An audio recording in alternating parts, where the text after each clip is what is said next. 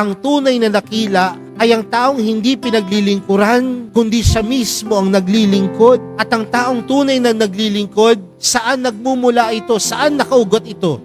Sa kapakumbabaan. Walang naglilingkod na mayabang. Walang naglilingkod na mapagmataas. Kundi ang tunay na naglilingkod, nagpapakumbaba. At ang taong tunay na nagpapakumbaba, saan nakaugat? Sa taong nagmamahal, sa taong umiibig. Walang nagmamahal ng mayabang at walang naglilingkod na mayabang, kundi ang paglilingkod nakaugat sa kapakumbabaan. At kung ikaw ay mapagpakumbaba, tunay na nating masasabing ikaw ay dakila. Walang masama po na maghangad na maging dakila kung hahangarin natin ang pagiging dakila na kagaya ng ginawa ng Panginoon. Ang pagiging dakila dapat may malasakit. Ang pagiging dakila dapat nakakibat ito ang paggawa ng kabutihan. Ang pagiging dakila ay kakayanang maglingkod. Kaya mga kapatid, sa pagpapatuloy po ng ating banal na misa, para sa araw na ito, ipanalangin po natin sa mahal na pong Jesus Nazareno na ang bawat